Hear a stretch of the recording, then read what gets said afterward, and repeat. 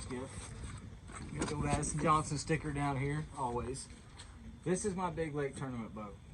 And that's boat number 16. This is boat number 17 for me. So I kind of like to buy a bunch of different boats. We got the Saltwater XI3 on the front because once a year we go saltwater fishing with the Raccoon Creek team down south, and it's always a great time. You guys can see all the pictures of peacock bass fishing.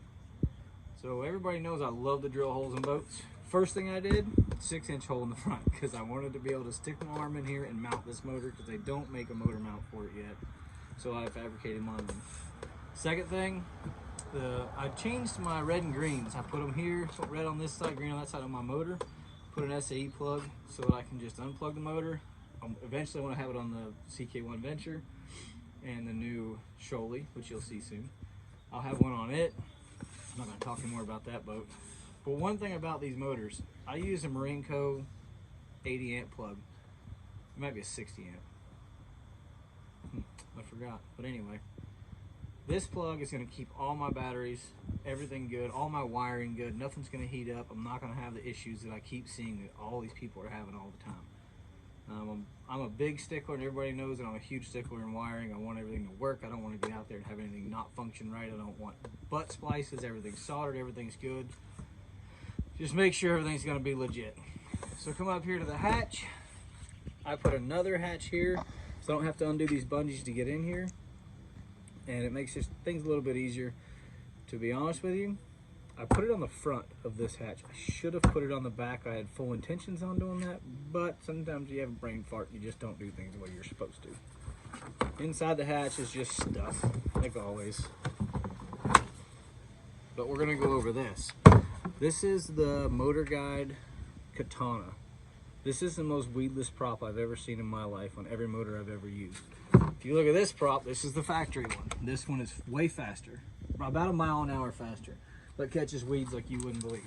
This one, mile an hour slower, but places like East Harbor, which y'all know is my favorite place in the world, Mosquito Lake, any place that has grass, I'm switching back and forth. And I've also got the prop nut, so I can do this by hand in the field when I need tools. Pull over on the bank, whatever, switch it out, but be careful, there's a pin in there. If it falls off, you're in trouble. I keep an extra pin in a dry bag in here, but like I said, junk box, sunscreen, all that stuff. When we go down to Florida and we're fishing for peacocks, this is my live well, or as my buddy Matt Davis says, so I'm politically correct, it's a bait well. Camera mount. During tournaments, I actually have my Dakota Lithium power box in here, and I run the cord up to my camera. Bring it down here, wrap it around a few times. It's a Yak Attack.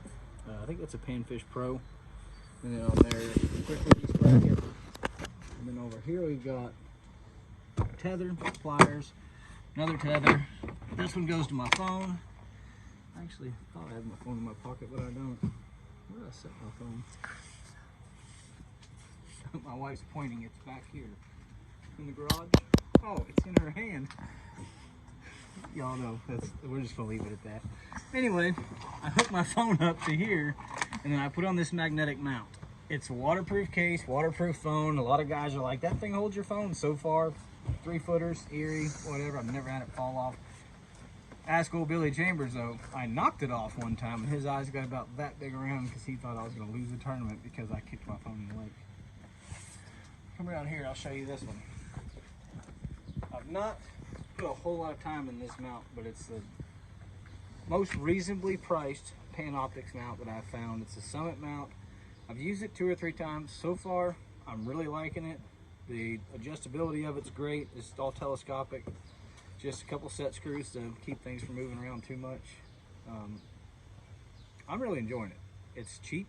I think it was 159 bucks aside from $500 for the rest of them. But I also seen the other day there's a new one that's motorized on a gimbal. So if you're using forward-facing sonar and you point at my basketball goal over here and the wind blows your boat and flips you all the way around, it's going to constantly turn and point at the goal. That's priceless in our game. And then some snips on another retractor. They're factory retractable. I mounted my graph here.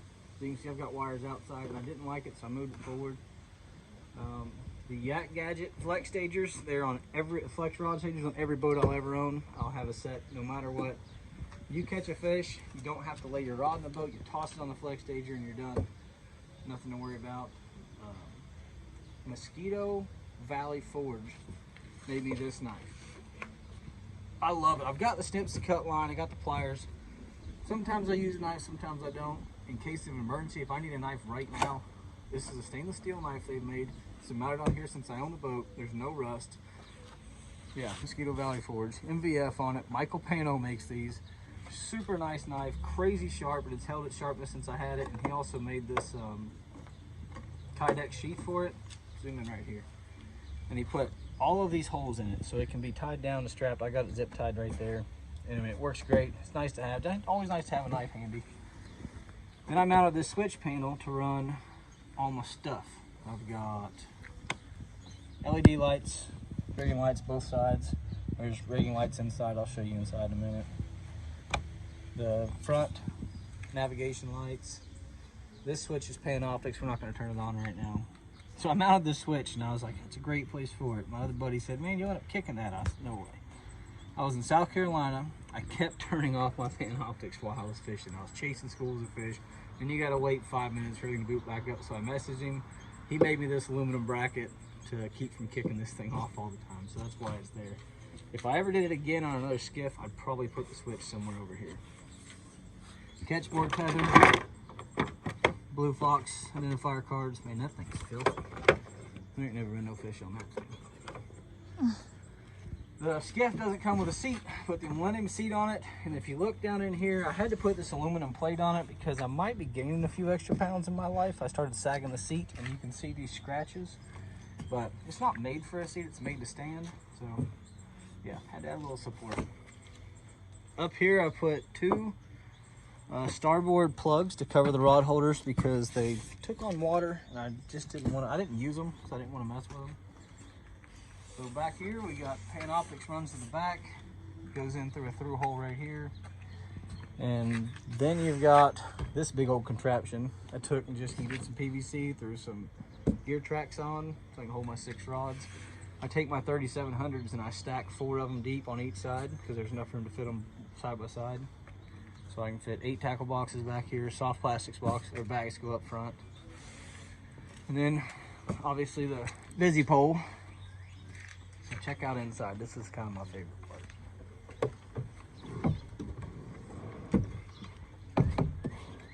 So you got Panoptix. You have onboard charging for the Dakota 23, onboard charging for the Dakota 100. I don't ever have to take these batteries out of my boat, ever. Had to cut my son off. He was coming out and talk to Dad. So all I have to do, just like the rumors have it that this is a bass boat, I just bring my old extension cord back here, plug it in, ready to rock and roll. Everything charges up. So that's my skiff. Oh, one more thing. Come back here. Transducer mount. They don't make, I got so tired of the other arms that go over the side. So I've made this one. Drew Gregory's skiff actually had this one on it, and I copied his idea. I can just loosen this bolt, slide the transducer down so my side skin works, and it doesn't catch on my trailer. And then I can tighten it back up, bring it back up, and get it out of the way if I need to. But I've really found that side skin seems to be working really well, and it's just about a 1/2 inch above the hull of the boat.